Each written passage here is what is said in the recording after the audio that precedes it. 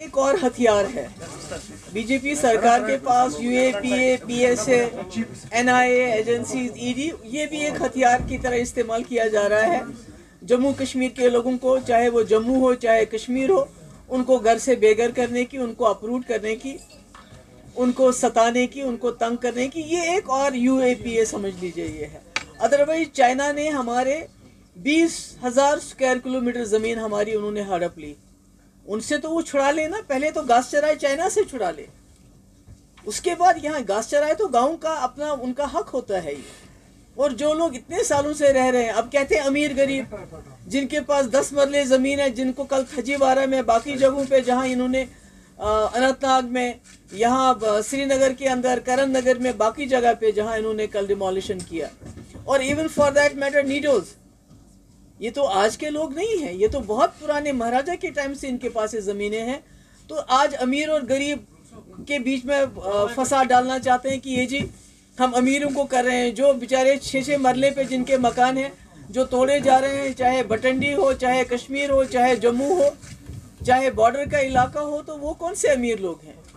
और ये अमीर गरीब का क्या है? पहले तो हिंदू मुसलमान को लड़ाया, उसके बाद गुजर पहाड़ी कर दिया, शिया सुन्नी कर दिया, अब अमीर गरीब के कह के लोगों को आपस में लड़ा रहे हैं। तो ये बहुत गलत है। और मेरी गुजारिश है लोगों से, आप देखिए लद्दाख में किस तरह लोग इकट्ठे हो गए, करगिल और लद्दाख के। जब तक जम्मू और कश्मीर के लोग इकट्ठे नहीं होंगे तो ये जो मुसीबतें हम पे आ रही हैं उसका आप मुकाबला नहीं कर सकते। इसलिए अपने हमसाया का तमाशा मत देखो, तमाशाई मत बनो, सामने आओ और सामने खुल के बात करो। इश्यूज है उनके ऊपर बात कहा कि हमें एकजुट होना है।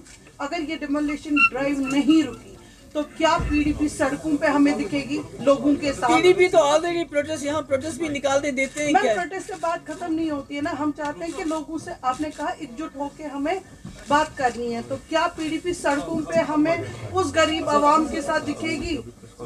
मेरी छोटी बहन, यहाँ तो सड़कों पे किसको आने देते हैं? यहाँ तो भारत जोड़ो यात्रा के लिए लोग हजारों की तादाद में उस यात्रा में हिस्सा लेना चाहते थे, उनको वहाँ तक नहीं पहुँचने दिया। यहाँ तो कश्मीर में तो बिल्कुल ही बात करने की मनाही है।